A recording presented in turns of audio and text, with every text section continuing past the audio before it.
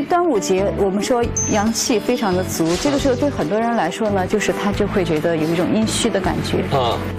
所以我们这个时候要滋肾阴，滋肾阴的话就不要吃药，就是用咸鸭蛋。哦，其实咸鸭蛋我把它好友一比啊，就是6味地黄丸。哦，哎，它不是属于比较寒凉的吗？它凉是凉，但是它并不凉胃。哦，它只是呢滋养我们的肾水，是这个凉性。就是我们一般很少是新鲜的吃，一定要把它腌成咸的吃，为什么？不知道。就是要靠那个盐入肾的功能啊！哦，对，原来您曾经讲过盐可以入肾哈。对，这样的就引药入经嘛，就把这个鸭蛋滋补的作用都引到这个肾里边去。所以如果你吃新鲜的鸭蛋，它滋肾的效果并不是那么的好。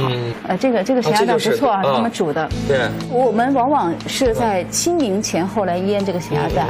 清明节腌好的咸鸭蛋，到了端午节吃是正合适嘛，味道1个多月。为什么要在清明节腌咸鸭蛋？就是因为清明节的鸭蛋质量特别好，你会发现这个鸭蛋它的气室特别的小，对，很饱满，里面的油很足。对，因为清明节有一样东西长得很肥啊，什么呀？是螺，叫清明螺，肥如鹅呀。对，它像鹅肉那么肥。那么鸭子在那个时候吃了很多的这个田螺之后呢，它产的蛋就特别的好。它的营养成分那会儿鸭子，你看这个气室就很小，对，气室小，在里面鸭蛋会比较大个儿。那个蛋黄就会特别的丰满，所以呢，我们在这个时候吃呢，本身它的营养就特别的好。你看这个油很不错，引药入经了，对，很好吃吧？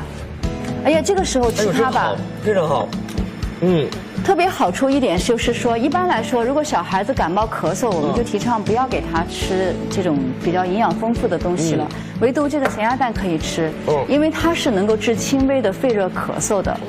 所以小朋友要是咳嗽，不要让他吃鸡蛋，也不要让他吃肉，就吃一点咸鸭蛋是可以的。吃多少量合适啊？吃1个就可以了。1个就可以了哈。然后它就能够清肺热，对于那种轻微的咳嗽，特别是在夏天这种5月份啊，这种农历5月份这种热造成的风热咳嗽，它效果就挺好的。那比如说我们从端午开始，是不是每天都要吃1个会比较好呢？